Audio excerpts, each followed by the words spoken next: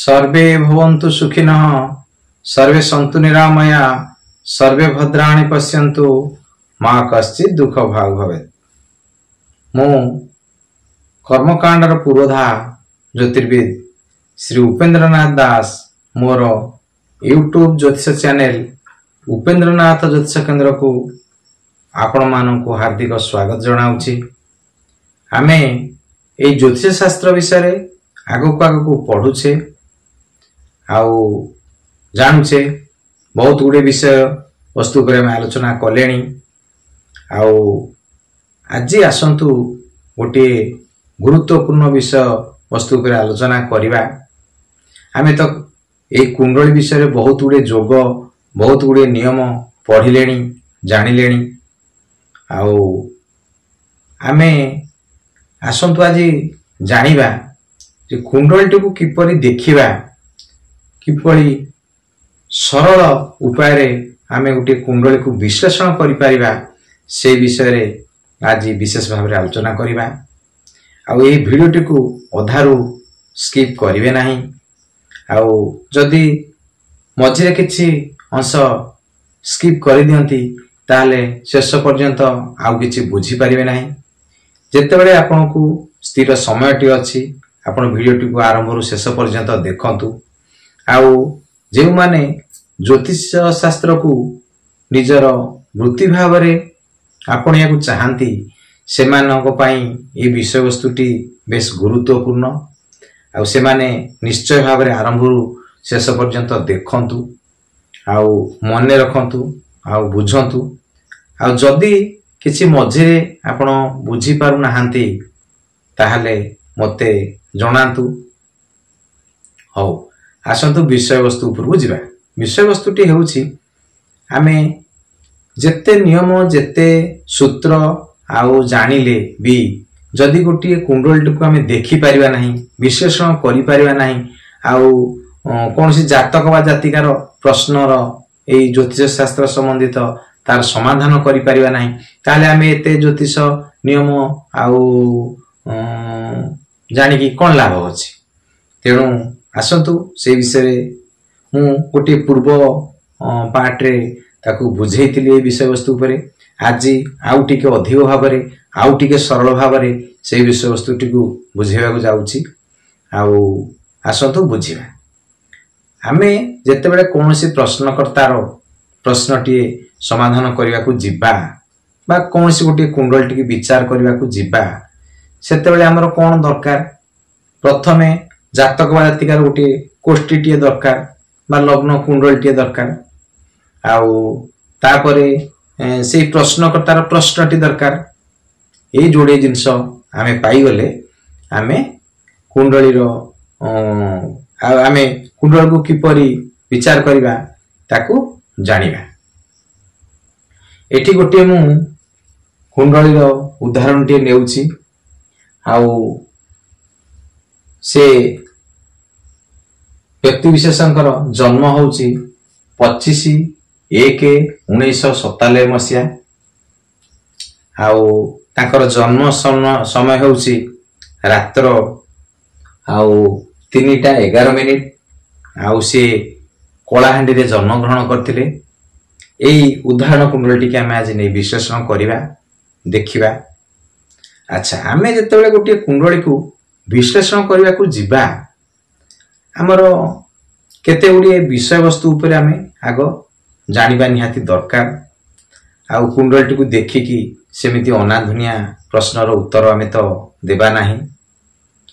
आउ जे माने नुआ ज्योतिष शास्त्र को आपणाउछंती बा ज्योतिष शास्त्र को वृत्ति भाव रे ग्रहण करबा को जाउछंती आउ सेमान को अनुरोध से माने केबे हेले अनाधुनिया करी कोनोसी समाधान उत्तर बतांतु नाही। आ भूल मार्गरे ताकू बतांतु नाही। आउ एई जातक विश्लेषण करिया अति सहज। आ केते गुडिए विषय को ध्यान रे रखिले आउ सदा सर्वदा सफल भविष्यवाणी करि हबो। आउ से विषय आज विशेष भाव आलोचना करूची। केते गुडे पॉइंट मु लिखिची एपटे आसंत से विचार करिबा।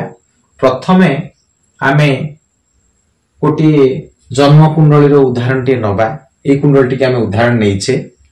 अच्छा ये कौन जाना आम जाचे कुंडली 12टी घर अच्छी से घर गुड़िक मध्यरु 1 नंबर घर को आम लग्न बोली कहू। आ 1 नंबर घर बा लग्न घर टी हूँ टोटाल कुंडली हेडक्वार्टर बोली जानतु। आउ यही लग्न घर अधिपति जी लग्नेश सी होचंती टोटाल कुंडली मालिक। या भल भाव जानी था मन रखी था। आने आम कौन प्रथम देखा कुंडली को जातक टी नेले आम से कौन देखा आम प्रथम देखा जन्म लग्न के घर टी लग्न होती कुंडली जो घर टी लग्न होती हम प्रथम घर। आउे लग्नेश को देखा से जो लग्न हो कुंडली तार अधिपति ग्रह होती लग्नेश जी कि टोटाल कुंडली 12टी घर अधिपति भितर मालिक भी कहुए। प्रथम विचार करा पड़ा ये जो आम उदाहरण नहीं जार जन्म 25/1/1997 मसीहा रात्र 3:11 कलाहांडी से जन्म ग्रहण कर कुंडली ये अच्छी। आजिकल तो सहज हो गला जदि प्रश्नकर्ता निजे किसी कुंडली आनी नथिबे ताहले ताकर जदि जन्म समयटी आउ जन्म तारीखटी आउ जन्म स्थानटी आमे ताकठारु निर्भुल भाव में पाई परिबा ताहले भी आमे गोटे सठिक कुंडली तार बाहर करि परिबा। इंटरनेट रु से आमे कलेक्शन करी आमे गोटे कुंडली तार बाहर करि परिबा। जाहे वर्तमान देखंतु एई कुंडली आर लग्न होची कोउटी ए घरटी बिच्छा घरटी ए बिच्छा घरटी होची तार लग्न ए व्यक्ति विशेषकर लग्न होची बिच्छा लग्न। आउ ए लग्नर अधिपति किए मंगल। आमे जानिले जे लग्न हला बिच्छा घरटी लग्न घर आउटी लग्न घर हेले आर द्वितीय घर तृतीय घर चतुर्थ पंचम षष्ठ सप्तम अष्टम नवम दशम एकादश द्वादश ये भाव में आमर 12टी घर हेबो। आर लग्नाधिपति किए हेले लग्नाधिपति हेले एई बिच्छा घर अधिपति होची किए मंगल। तेणु एई कुंडली पई मंगल हला विशेष गुरुत्वपूर्ण ग्रह। प्रथम आम लग्न को देखा लग्न घर पीड़ित होती कौन ताकटे देखा लग्नेश पीड़ित अच्छी कौन से विषय विशेष भाव में आलोचना कर। लग्नेश सदा सर्वदा कुंडली कारक ग्रह अटे तेणु यार मंगल है। अच्छा मंगल जाए अच्छा कौटी बस एकादश घरे मंगल बस मंगल सागर राहु जोग अच्छी मंगल राहु ये मिसिकी अच्छा देखु शनिकर सप्तम दृष्टि मंगल उपर को पड़ू। तेणु ये जगह कौन है लग्नेश बहुत मात्रा पीड़ित होकर अच्छा एक एकादश घर लग्नेश पुणी राहु संगे पाप ग्रह संगे ज्योति पुणी शनि गोटे पाप ग्रह जहाँकि दृष्टि लग्नेश ऊपर पड़ुं। तेणु यही कुंडली लग्नेश पीड़ित होकर अच्छा दुर्बल होकर अच्छा जानिले। प्रथम आम देखिले लग्नेश कथा विचारटी कले तापर आम देखा जन्म राशि आ राशि अधिपति। जन्म राशि यार किए ये जो कुंडली आम नेले यार जन्म राशि किए। अच्छा आम राशिटा केमी जाऊे आते बेले कौन सी कुंडली चंद्र जो घरे बसी थे घर से घरटी जो राशि होइथिबो से होची ए कुंडली राशि जन्म राशि। जेहेतु चंद्र सिंह घरे बसचंती तेणु यही कुंडली जन्म राशि है सिंह राशि। पुणी जो नक्षत्र अच्छा नक्षत्र अच्छा मघा नक्षत्र सिंह राशि रे यही कुंडली अवस्थित। राशि अधिपति पुणी कौन आई राशि अधिपति किए रवि। तो राशि अधिपति हेले रवि आपको टिके विचार करिबा रवि अवस्था कौन अच्छी रवि को घर को दृष्टि दौरान एम सब देखा। अच्छा राशि अधिपति अच्छा तृतीय घरे जहाँकि रवि सांगे गुरुंकर ज्योति है कुंडली तृतीय घरे बस पराक्रम घरे रवि बस आमर राशि अधिपति आपको टिके विचार करिया पड़िबो। तापर पॉइंट देखु ग्रह मान दृष्टि ये जो ग्रह माने बसिचंती एमान दृष्टि कोटी सब पड़ुछि या विचार करा जाए।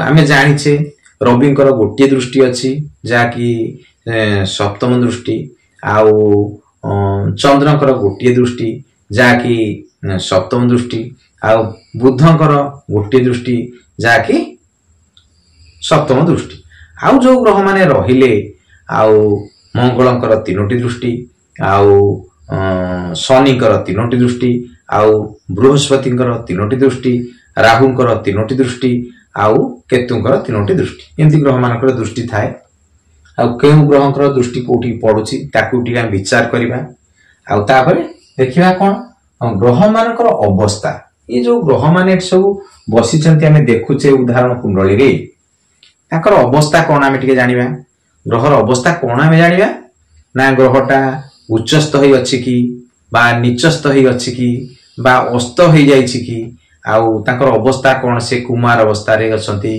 कि मृत अवस्था रे अछंती कि जुवा अवस्था रे अछंती आउ कि बाल अवस्था रे अछंती एई सब अवस्था ताकर टिके ग्रहकर विचार करिया पड़िबो विचार करी के हमें कुंडली रो फल कथन करले बेसी सठिकता आसीबो तापरे ग्रहकर दृष्टि कथा जानले ताले ग्रह मानकर डिग्री हमें ये जो ग्रह माने एठी बसिचंती कुंडली रे सेमानकर डिग्री से माने केते डिग्री रे अवस्थित अछंती ए देखंतु एई कुंडली पई लग्न हमरो 23 डिग्री रे अछि रवि हमरो 12 डिग्री रे अछि चंद्र 6 डिग्री रे अछि मंगल 11 डिग्री रे अछि बुध 17 डिग्री रे अछि गुरु 7 डिग्री रे अछि शुक्र 25 डिग्री रे अछि शनि 9 डिग्री रे अछि राहु 7 डिग्री रे अछि आ केतु 7 डिग्री रे अछि एई भलिया डिग्री रे ए कुंडली रे ग्रह माने अवस्थान करछथि याकुटी विचार करबा ए डिग्री रो हम कोन जानिबा आउ डिग्री रो हम जानिबा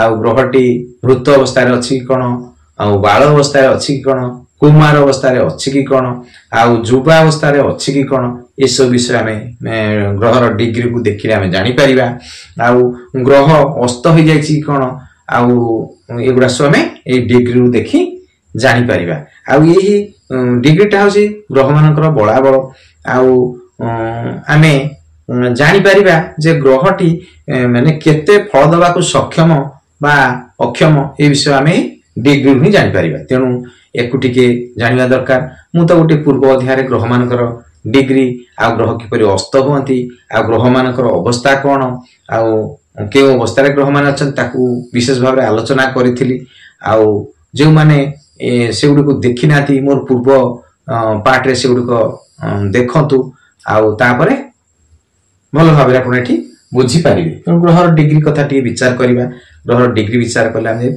कुंडली रो फल कथन भल से करि पारिबा तापरे हम जानिबा कोन जातक रे शुभ अशुभ योग जातक रे तो बहुत गुडे योग अछि आ किछि योग अछि शुभ योग आ किछि अछि अशुभ योग एई भली पाखा पाखी 300 बलिया योग आ कुंडली रे देखा जाय आ सेथिरे किछि अछि गुरुत्वपूर्ण योग आ किछि अछि शुभ योग किछि अछि अशुभ योग आ किछि योग सेमति अछि ताकू भी विचार करा जाय ते ग्रह मानकर योग विषय रे शुभ योग हो बा अशुभ योग हो ताकू के जानिबा तापरे आमे कोन करबा ग्रहर एई कुंडली रो कारक ग्रह की अकारक ग्रह की मारक ग्रह की ताकू प्रथमे हम चिन्हट करिबा ताकू चिन्हट करी हम जाई फल कथनटी करिबा तापरे हम कोन जानिबा दशा फल वर्तमान समय को ए कुंडली रे कोन दशा चली छि कोन अंतर्दशा चली छि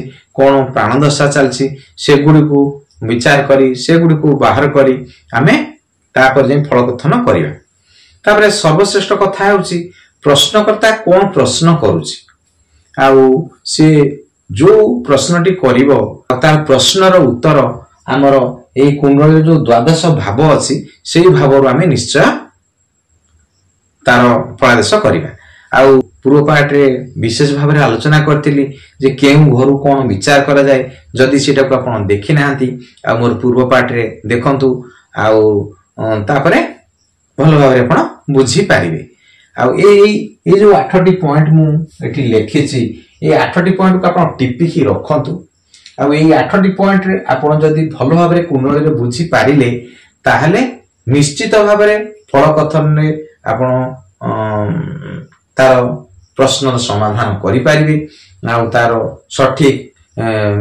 ଫଳାଫଳ ନିର୍ଣ୍ଣୟ କରିପାରିବେ ଆଉ ତାକୁ କିଛି ପ୍ରତିକାର ମଧ୍ୟ ଦେଇପାରିବେ ଏଭଳିଆ କରିପାରିବେ। ଆପଣ ନିଜ ମନକୁ ମନ ଯେ ଯାହା ଗୋଟେ ମନକୁ ଆସିବ କହିଦେବା ସେମିତି କରନ୍ତୁ ନାହିଁ। ଆଉ ଜ୍ୟୋତିଷ ଶାସ୍ତ୍ରର ନିୟମ ଅନୁସାରେ ଆପଣ ଫଳକଥନ କରନ୍ତୁ। ଆଉ ପ୍ରଥମେ ଯେଉଁମାନେ ଫଳକଥନ କରିବାକୁ ଜାତକଟି ଦେଖିବେ ସେମାନେ ଟିକେ ହଡବଡେଇ ଯାଆନ୍ତି। ଆଉ ସେମାନଙ୍କ ପାଇଁ ଏଇ ପଏଣ୍ଟ ଗୁଡିକ ବିଶେଷ ଗୁରୁତ୍ୱପୂର୍ଣ୍ଣ। ସେମାନେ ଏହାକୁ ଦେଖନ୍ତୁ, ଏଇ ପଏଣ୍ଟ ଅନୁସାରେ ଫଳକଥନଟି କରିବେ। ଆସନ୍ତୁ ଏ ଉଦାହରଣରେ ଆମେ ଏଠି ବୁଝିବା ଯେ କେମିତି ଆମେ ଫଳକଥନ କରୁଛେ। ମନେ କରନ୍ତୁ ପ୍ରଶ୍ନର ଏଇ ଜାତକର ପ୍ରଶ୍ନ ଅଛି ଯେ ଉଚ୍ଚ ଶିକ୍ଷା ବିଷୟରେ କଣ ସେ ଫଳକଥନ ପଚାରୁଛି। ଉଚ୍ଚ ଶିକ୍ଷାରେ ସେ କଣ କରିବ ଆଉ ତାର ଉଚ୍ଚ ଶିକ୍ଷାର ଦିଗଟି କେମିତି ଅଛି କଣ ଅଛି ମନେ କରନ୍ତୁ ପ୍ରଶ୍ନ ସେ କରିଛି। ଆଚ୍ଛା ଆମେ ଜାଣିଛେ ଆଉ ବାଲ୍ୟ ଶିକ୍ଷା ଘର କିଏ? ଦ୍ୱିତୀୟ ଘର ହଉଛି ବାଲ୍ୟ ଶିକ୍ଷା, ଆଉ ଚତୁର୍ଥ ଘର ହଉଛି ମାଧ୍ୟମିକ ଶିକ୍ଷାର ଘର, ଆଉ ପଞ୍ଚମ ଘର ହଉଛି ଉଚ୍ଚ ଶିକ୍ଷାର ଘର। ଆମେ ତାର ଯଦି ଉଚ୍ଚ ଶିକ୍ଷା ବିଷୟରେ ସେ ପ୍ରଶ୍ନ କରୁଛି ତାହେଲେ ଏଇ କୁଣ୍ଡଳୀ ପାଇଁ ଆମେ ତାକୁ କଣ ଦେଖିବା? ପଞ୍ଚମ ଘରଟି ବିଶେଷ ଭାବରେ ବିଶ୍ଳେଷଣ କରିବା।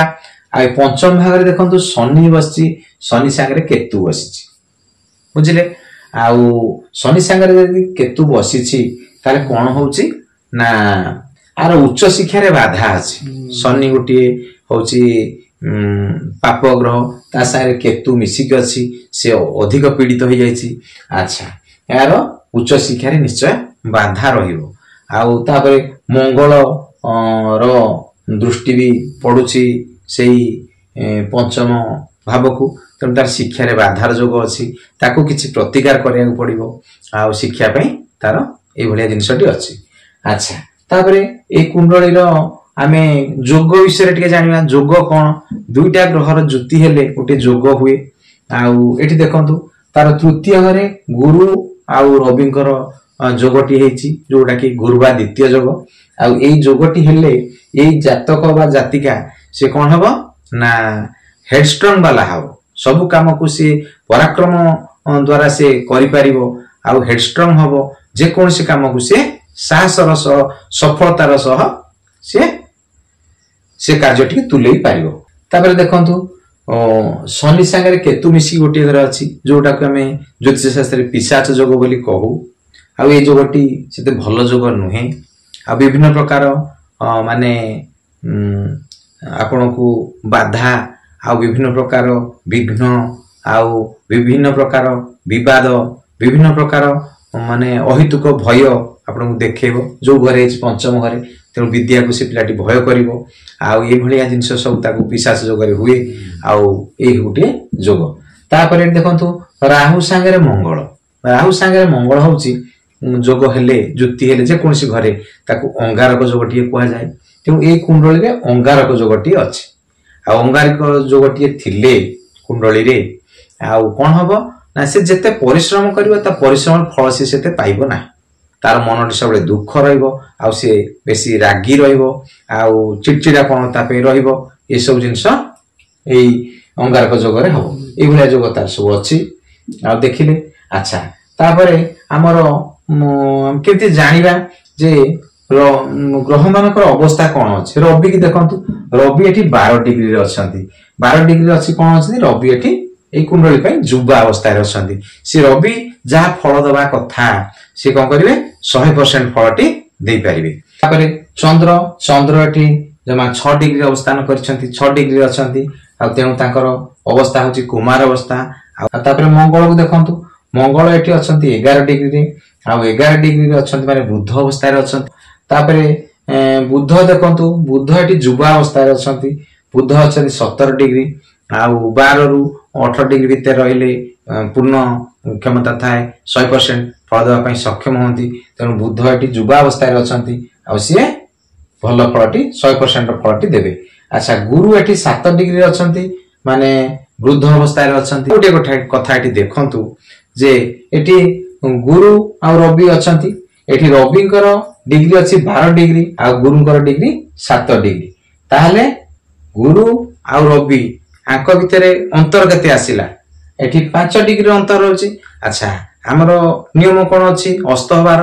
ଯେ ଗୁରୁ ଯଦି ରବିଙ୍କ ଠାରୁ ଆଉ 1 ରୁ 12 डिग्री भितर रहंती ताहले अस्त हो जिवे गुरु।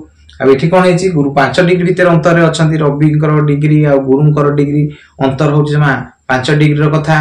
तेणु गुरु एठी अस्त अवस्था रे अछंती, तेणु गुरु जहा फल दबा कथा ए क्षेत्र रे ए कुंडली पय गुरु सेति भल फल देई परिबे नाही। गुरु अस्त अवस्था रे अछंती, जानले एठी गुरु अस्त अवस्था रे अछंती।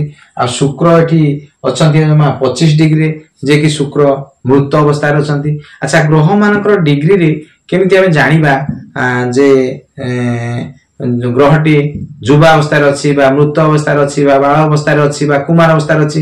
गोटे पूर्व अध्याय रे मु एको विशेष भाव रे अति सरल भाव रे बुझाइछि, आपण से अध्याय टिक आपण देखंतु, देखिले आउ अति सहज रे जानि जिवे आउ जे ग्रह मानकर अवस्था कोन। से बडा शुक्र एठी 25 डिग्री रे मृत अवस्था रे अछंती। आउ शनि एठी अछंती कोन, शनि अछंती 9 डिग्री रे जे कि वृद्ध अवस्था रे अछंती। आउ ए भलिया सब ग्रह मानकर अवस्था हमें जानिबा, ग्रह मानकर अवस्था जानि कि एठी फल कथन करिबा। हमें एठी देखुचे गुरु आउ रवि गुरुवादित्य योग अछि, तो पराक्रम रे से सब प्रकार 100 कार्य करिवार सक्षम रहिबो, पराक्रम तार भल रहिबो। किंतु कोन हबो गुरु एठी अस्त अवस्था रे अछंती, सेति पई आउ जहा ताकू गुरुवादित्य योगर फलटी मिली थांता ताकू एते मिलिबो नाही। आमे देखुचे गुरुवादित्य योगटी अछि, भल योगटी अछि, आमे तो प्रकाश कर दवा, किंतु गुरुंकर अवस्थाटा देखिया पड़िबो। गुरु केते फल दबाको सक्षम अछन ताकुटी विचार कर पड़िबो। आ गुरु रवि पाखरे अछन माने अस्त होई जाछन कोन ताकुटी विचार करे पड़िबो।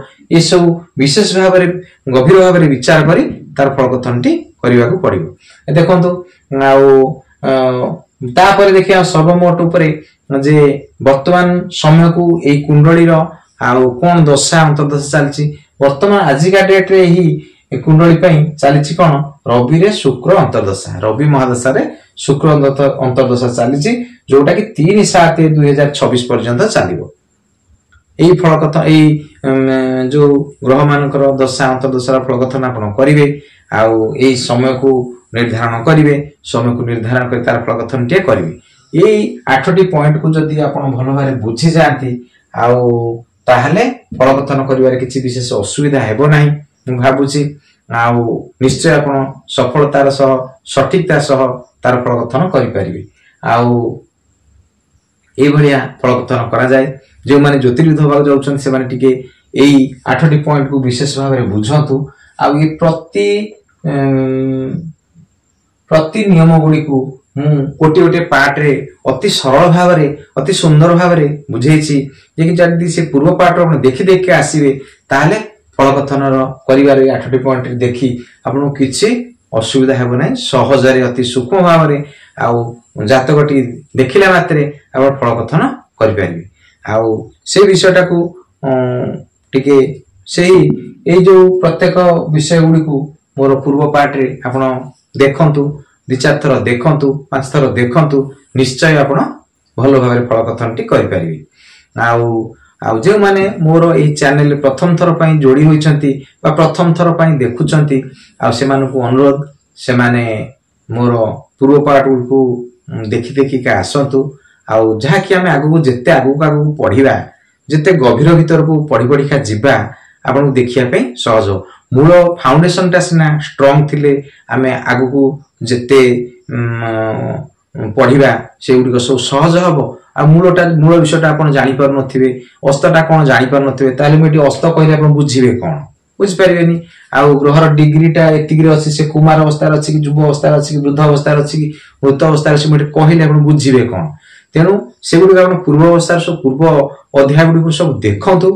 आउ से गुडी देखि देखि के आसिले आपण फाउंडेशन जते स्ट्रांग हे जिवो, आपण जते आगु पढिबे विषय गुडा को अति सहज हेगा जिवो। विषय ज्योतिष शास्त्र अति मजादार पाठ गुडी को आउ से गुडी जदी आपण पाहाच देगी ताकू बुझी बुझी का जिबे, जते आगु जिबे सेते सहज लागिवो। फल कथन करिवा अति सहज।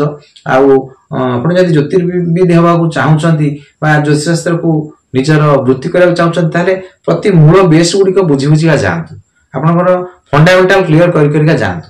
आउ मु कहूची ए भलिया आउ जे आपण जदी मोर प्रत्येक पार्ट 1 नंबर पार्ट देखि देख के आसीबे ताहले एगुडी को बुझिया पे अति सहज हबो।